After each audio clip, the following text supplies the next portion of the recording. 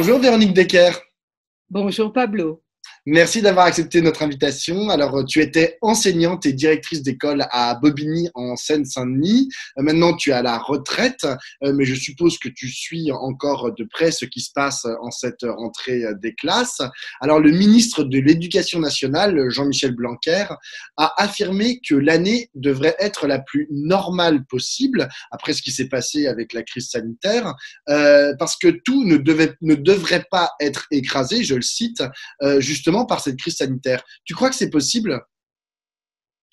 Alors, je partage avec lui l'idée qu'il faudrait que l'année soit la plus normale possible, puisque les enfants ont déjà perdu plusieurs mois d'école l'an passé. Il serait vraiment souhaitable que l'année soit la plus normale possible. La question, c'est qu'est-ce qu'on a mis en œuvre? Qu'est-ce que le ministre a mis en œuvre pour qu'elle soit la plus normale possible? Eh bien, rien, à part d'affirmer que tout est prêt et d'écrire des protocoles dont une partie ne peuvent pas être mis en place réellement. Le ministre n'a rien mis en œuvre, c'est-à-dire qu'il y a des pays qui ont embauché des enseignants vacataires de façon à pouvoir dédoubler les classes, d'autres ont équipé les adolescents d'ordinateurs pour pouvoir restaurer un peu plus d'égalité devant le téléenseignement ou l'enseignement distanciel. Là, le ministre n'a rien fait. Il dit qu'il a, je ne sais pas, 2000 ordinateurs à donner ou 10 000 ordinateurs, j'ai pas retenu le chiffre. Mais c'est une absurdité quand on sait les millions d'élèves qui sont actuellement scolarisés. Euh, les propositions d'ordinateurs du ministère sont pitoyables. Il n'a mis en place aucune formation à l'éducation distancielle. Il n'a pas réembauché ni médecins scolaires, ni infirmiers scolaires pour aider à mettre en place des protocoles adaptés à chaque bâti. Il n'a pas demandé aux municipalités d'installer des lavabos à l'entrée des écoles. Et il n'a même pas exigé qu'il y ait du savon et de quoi s'essuyer dans toutes les salles de toilette des écoles de France. Voilà, on est dans une politique de l'élément de langage, c'est-à-dire que le ministre vient à la télévision pour donner au bon peuple des éléments de langage qui vont le rassurer. Mais voilà, je pense que le bon peuple commence à bien comprendre que les éléments de langage, c'est comme la pub. C'est-à-dire que quand Persil affirme qu'il lave plus blanc que blanc ou que Homo et la lessive en tirent des positions, tout le monde sait que c'est des fadaises. Eh bien, les gens se rendent compte de ça aussi. Mais donc, quand il dit il ne manquera pas de professeurs, parce qu'il a encore dit ça ce matin, ça veut dire que c'est faux, il va manquer des professeurs. Alors, s'il souhaitait qu'il ne manque pas de professeurs, il aurait déjà restauré les postes de professeurs remplaçants qui ont été massivement liquidés entre Sarkozy, Hollande et Macron. À l'heure actuelle, ce qui est fait quand un professeur manque, c'est que l'administration embauche un contractuel. Mais un contractuel, ce n'est pas un professeur, parce que professeur, c'est un métier qualifié qui suppose une formation didactique au contenu de l'enseignement et une formation pédagogique à la capacité à transmettre cet enseignement. Il ne suffit pas de prendre une secrétaire médicale au chômage ou un éleveur de chèvres dont les chèvres ont défailli pour décider que comme ils ont eu un M1 ou un M2 en anglais, en sport ou en italien, ils deviendraient tout à coup capables d'enseigner en CP, en CM2. C'est ridicule. Là non plus, ça ne fait pas illusion ni aux élèves ni à leurs parents. Alors, bon, ça me fait rire rien que de le dire, mais il a aussi proposé de convoquer un Grenelle des professeurs. Qu'est-ce que t'en penses? Mais c'est une bonne idée. Ce qui est étonnant, c'est qu'il n'a pas fait un Grenelle des Dazen pour les augmenter, il n'a pas fait un Grenelle des dirigeants du ministère pour les augmenter, il n'a pas fait un Grenelle des recteurs pour les augmenter. Tout le monde sait que les enseignants français sont aujourd'hui parmi les enseignants les moins bien payés d'Europe. Et il a besoin d'un Grenelle, c'est-à-dire d'accord avec les syndicats qui seraient tous très réticents au fait qu'on augmente les professeurs. Enfin, il y a quelque chose de ridicule à affirmer sans cesse que les négociations sont sur la table, mais qu'elles n'en bougent pas. Voilà. Alors, on parle aussi des problèmes liés aux fractures sociales qu'aurait provoqué qu'aurait provoqué la crise sanitaire, des fractures sociales qui auraient été aggravées en fait lorsque, en gros, les catégories populaires ont en plus les enfants à la maison. Alors, elles les auraient aggravées ou elles les auraient mises à nu. Est-ce que, d'après toi, l'école a encore les moyens ou devrait avoir les moyens de remplir le rôle de colmateur en fait de ces fractures sociales? Ou est-ce que Alors, c'est pas le rôle de ce qui l'école? est sûr, c'est que depuis des années, tout le monde critique l'école comme n'étant pas capable de réduire la fracture sociale entre les élèves. Et c'est certainement vrai que l'école n'en est pas capable, qu'elle manque de moyens, de formation, de beaucoup de choses pour y arriver. Mais ce dont on s'est rendu compte avec le confinement, c'est que l'écart social entre les familles est bien plus grave que l'écart social entre les établissements scolaires et que la fracture sociale est bien plus aiguë lorsque l'école est supprimée. C'est-à-dire qu'entre l'école la moins bien équipée, avec les enseignants les moins bien formés, et puis la mieux équipée avec les enseignants les mieux formés, il y a certainement moins d'écart qu'entre la famille la plus aisée culturellement, socialement, humainement, et les familles qui vivent la suroccupation des logements, les difficultés de travailler dans des conditions très pénibles, qui n'ont pas pu se confiner parce qu'ils n'étaient pas salariés en CDI, mais intérimaires, et donc ils devaient continuer à aller travailler malgré tout, tout en laissant des enfants seuls, avec seulement un portable pour recevoir un petit téléphone portable pour recevoir les devoirs de plusieurs enfants. Voilà, on sait qu'à cette rentrée, jamais les écarts ne seront aussi grands et qu'y compris un certain nombre d'enfants ont même perdu l'habitude de se lever le matin pour aller à l'école depuis plusieurs mois. Donc même les habitudes sociales de scolarisation seront peut-être à reconstruire.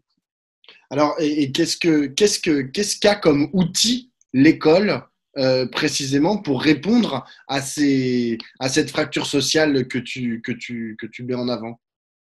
Alors l'école, le principal outil de l'école, c'est l'extraordinaire engagement des enseignants. C'est-à-dire que on ne le dit certainement pas assez, mais l'immense majorité des enseignants ont réussi à affronter la période de confinement en faisant preuve d'une créativité, d'une inventivité tout à fait extraordinaire, et que l'immense majorité des enseignants, parce que quand même c'est très très majoritairement des femmes, sont très engagés personnellement dans leur classe et arrivent à récupérer un vieil ordinateur chez l'oncle machin, arrivent à récupérer des petits morceaux de carton pour faire ci, pour faire ça.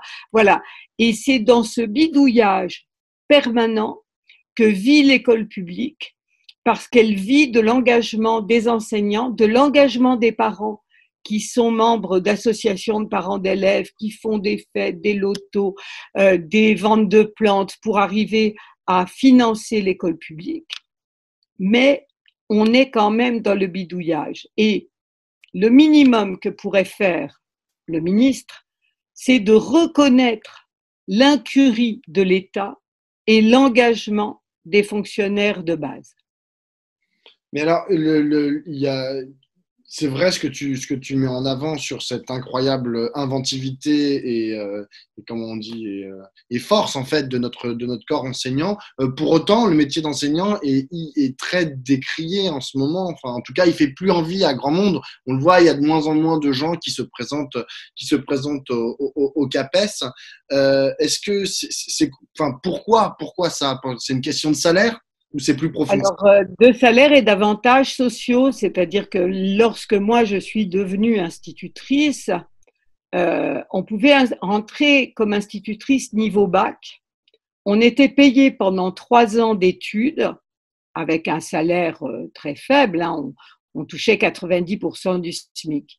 Mais aujourd'hui, si on proposait à des étudiants d'être payés 900 € par mois, il y en aurait peut-être plus qui accepteraient, hein. Et lorsqu'on était nommé, les municipalités avaient 3 mois pour nous donner un logement social. D'accord? Donc, on avait immédiatement un HLM. Euh, Si aujourd'hui, en région parisienne, on disait à tous les jeunes qui veulent suivre des études, on va vous payer 5 années d'études et vous aurez un logement social quand vous arriverez dans l'emploi, on aurait probablement un bien plus grand vivier d'enseignants. Par ailleurs, la deuxième chose, c'est la rupture de l'égalité salariale entre les enseignants et le reste de la haute fonction publique. Voilà. C'est-à-dire que non seulement ces avantages sociaux ont disparu, et je ne parle même pas de la retraite à 55 ans pour les instituts, mais le salaire des enseignants, en particulier dans les grandes villes où les loyers deviennent invraisemblables, ne permet pas de couvrir l'autonomie. Donc, c'est devenu un salaire d'appoint. Mais, Voilà. mais il y a aussi une troisième chose, c'est que l'enseignant est aussi pour une certaine partie de la population, notamment une certaine partie des médias et une partie de la droite, est devenu une sorte de bouc émissaire de tous les maux de la société, enfin d'une partie des maux de la société. On dit qu'ils sont feignants, qu'ils foutent rien et que finalement, si l'ascenseur social est bloqué, ce serait peu ou prou leur faute. Est-ce que ça aussi, c'est une des raisons pour lesquelles les gens n'ont pas envie d'être enseignants? Alors, je ne sais pas. Je ne sais pas parce que je pense que ce qu'on dit de nous nous touche moins que ce qu'on vit avec nos élèves. Voilà. Et que l'immense plaisir qu'il y a à être enseignant, c'est le plaisir qu'il y a à passer ses journées auprès d'enfants qui progressent et qui apprennent. Et ce plaisir-là, il est inchangé. C'est-à-dire que lorsqu'un enfant tout d'un coup se met à comprendre comment fonctionne une multiplication ou comment on arrive à lire ces mots qui finissent en EUIL et qui sont si difficiles à lire. Voilà. Et ben, cette jubilation de la découverte du savoir porte les enseignants. Par contre, c'est vrai qu'il y a un bashing systématique des enseignants, mais que le confinement a apaisé un peu. C'est-à-dire que les parents se retrouvant à essayer d'apprendre à leurs gamins les tables d'addition, et pourtant, c'est facile, hein, il n'y a qu'à faire 2 plus 2, puis 2 plus 3, ont réalisé que ce qui semble facile à des gens qui ont plus de 20 ans ne l'est pas du tout pour un bambin de 5, et que ce qui semble être une évidence de type que BA font bas, ne l'est pas parce que dans ban, BA ne fait pas bas, et puis le C ne se prononce pas, et que la phonologie ne fait pas l'alpha et l'oméga de la capacité de la lecture. Donc, tout le monde a pu vérifier qu'être enseignant est une tâche complexe, qu'emmener les enfants vers un travail méthodique d'apprentissage est une tâche complexe. Mais ce bashing, qui est au fond un bashing contre les fonctionnaires, a une vertu et une seule, celle de vendre à la découpe les services publics, comme on a vendu France Télécom, comme on a vendu la SNCF. On voit bien comment les rails On a bien vu hier comment les rails fonctionnent et sont bien entretenus, hein, depuis qu'on a séparé la SNCF en deux parties, dont une est censée ne s'occuper que des rails et de l'électricité. Voilà. Ce qui n'est pas suffisamment dit par la gauche, c'est que chaque service public qui est vendu offre un service moins bon et plus cher dès qu'il est passé au privé. Tout le monde crie que maintenant, plus personne vous apporte vos colis à domicile et que vous recevez directement l'avis dans la boîte, mais Colis-Post donne moins les colis que ne le donnait la Poste, à l'époque où les facteurs apportaient les colis, apportaient les retraites, apportaient, voilà, à l'époque où les facteurs apportaient même l'argent à domicile aux gens, il y avait un service de la Poste qui s'occupait davantage de nos parents que le service dont on fait la promotion aujourd'hui. Le projet du gouvernement, c'est de découper l'école publique, de vendre du distanciel, de faire la promotion de cette éducation distancielle pour pouvoir vendre du contenu et de la certification, c'est-à-dire de faire que jusqu'à présent, seul l'État était capable de délivrer des diplômes. Désormais, des certificats sont en vente partout par le privé. Tout à l'heure, tu en as parlé, tu as dit oui, depuis le confinement, on a fait l'expérience finalement d'une société sans école au sens physique, puisque Jean-Michel Blanquer répondrait que bah si, il y a eu de la continuité pédagogique, comme il disait. Est-ce que c'est envisageable pour toi qu'on aille vers une société sans école? Qu'est-ce que ça voudrait dire en fait qu'une société sans école? Est-ce que ce serait viable? Alors, bien sûr, ce serait viable. La question, c'est celle de l'émancipation, c'est-à-dire que les parents sont en difficulté pour accompagner leurs enfants dans les cours au-dessus de là où eux sont allés. Voilà. Et donc, moi, je suis parfaitement capable d'accompagner des élèves de primaire, de collège, voilà. Mais si on me demandait d'accompagner je ne sais pas moi, des étudiants en mathématiques, je serais totalement dans l'incapacité de le faire. Donc, la question, ce que permet l'école, c'est l'émancipation de l'enfant par rapport à sa famille. C'est-à-dire, ça permet à l'enfant d'aller visiter des lieux dans lesquels ses parents ne l'auraient pas emmené, de lire des livres que ses parents ne lui auraient pas achetés et d'apprendre des choses que ses parents ne lui auraient pas transmises. C'est-à-dire, ça ne s'oppose pas à ce que transmettent les parents, mais ça permet aux enfants d'aller regarder plus loin que le bord de la colline de leur famille.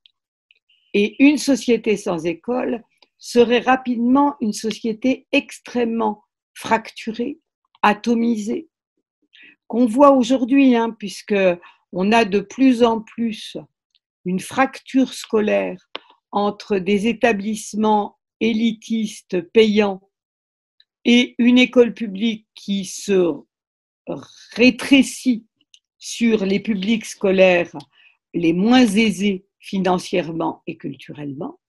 On est dirigé par un ministre qui n'a jamais mis les pieds à l'école publique et un président de la République qui n'a jamais mis les pieds à l'école publique non plus, dont la femme fait la promotion d'ouverture d'écoles privées ouvertes à tous, mais payantes et dans le 16e arrondissement. Voilà, c'est ça qu'il faut comprendre. La tâche de l'école n'est pas de transmettre seulement des savoirs. La tâche de l'école, c'est aussi d'apprendre à tout le monde à vivre ensemble. Et quand on est dans une école privée sélective, forcément, on n'est pas avec tout le monde. Alors, demain, Véronique, si je te nomme ministre de l'Éducation nationale, qu'est-ce que tu fais? C'est quoi tes premières mesures? Est-ce que d'abord tu penses que, en tant que ministre de l'Éducation nationale, tu aurais les leviers nécessaires pour changer l'école? Ben moi, je deviendrai ministre que si j'ai des leviers. Hein. Si c'est pour aller faire le cire-pompe dans un gouvernement pseudo de gauche, j'irai carrément pas. Mais Si demain je devenais ministre, je pense que en premier, je restaurerais la médecine scolaire et les RASED pour avoir véritablement une promotion de la santé des élèves par des mesures d'hygiène et de prévention et une transmission de l'hygiène publique, de façon à ce que cette hygiène publique partagée soit discutée dans le cadre de l'école et mise en œuvre dès le plus jeune âge. J'augmenterai considérablement la formation des enseignants. Voilà, je ne trouve pas normal qu'on confie des enfants. Soit on dit les enfants, c'est la chair de notre chair, c'est ce qu'on a de plus précieux au monde. Et si le Titanic coule, moi je dis, je reste, prenez mon enfant, mettez-le dans une barque et moi je reste à bord. Voilà, si on pense ça, on confie nos enfants à des gens extrêmement bien formés pour les accueillir, pour les élever.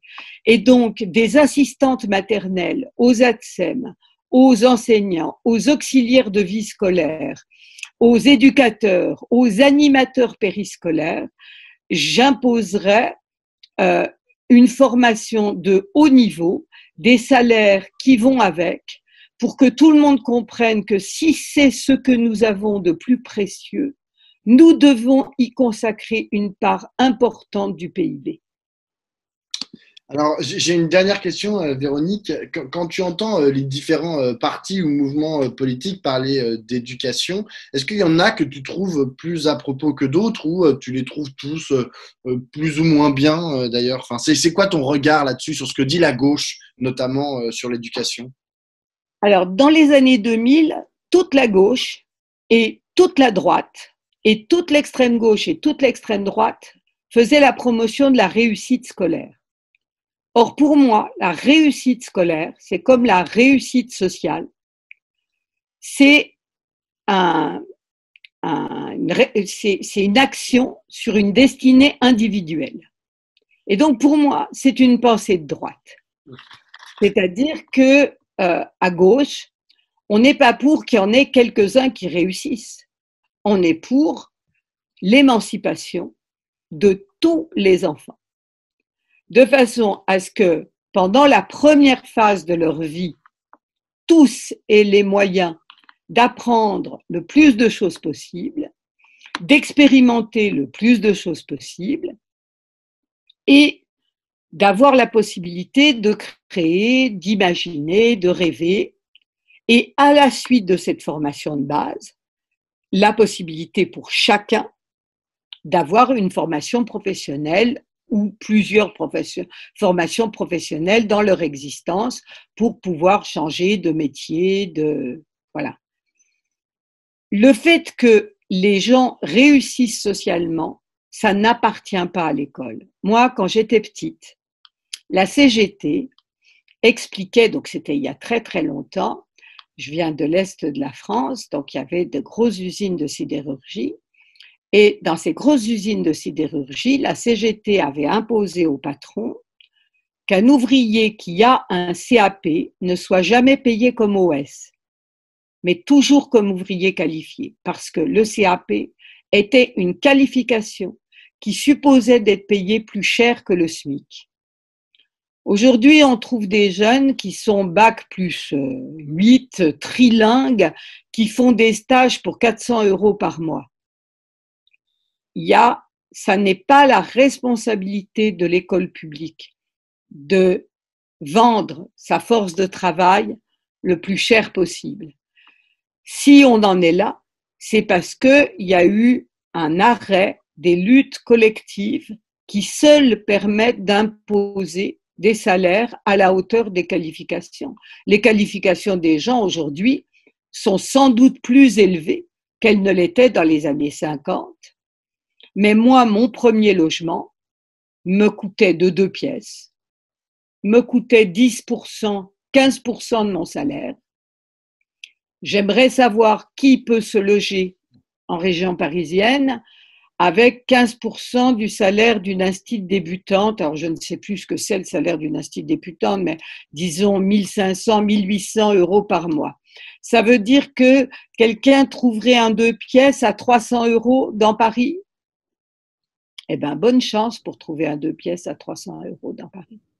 C'est donc bien que les héritiers et les rentiers ont récupéré par le prix de l'immobilier une part très importante du salaire de ceux qui vendent leur force de travail et donc qu'on appelait auparavant des prolétaires. Voilà. Donc, on se retrouve avec d'un côté les prolétaires et de l'autre les rentiers. À un moment, tout le monde disait c'est la fin du salariat, il y a des couches moyennes, voilà, tout ça c'est fini, l'affrontement capital-travail. Non, non, c'est les couches moyennes qui sont en train de s'effondrer et l'affrontement reprend. Mais malheureusement, il n'y a plus personne à gauche pour conduire la moindre lutte. Quand même, il en reste quelques-uns. Il en reste quelques-uns. Bah déjà, il reste toi. On est quand même dans la rue, assez je suis à la campagne, au fin fond de la Creuse, tellement je suis persuadée que on est quand même très mal parti, très mal parti. Bon, voilà. J'espère que l'avenir te donnera tort quand même. Voilà. En tout cas, ce qui est certain, c'est que quand on voit la une de Libération et la tête des gens qui sont censés diriger ou unifier la gauche, eh ben, aucun d'eux ne donne envie vraiment et qu'il faudrait absolument arriver à faire la promotion d'une nouvelle manière de vivre, d'une nouvelle société, mais avec de nouvelles têtes et de nouvelles idées, sans doute. On est assez d'accord là-dessus. Merci beaucoup, Véronique Decker.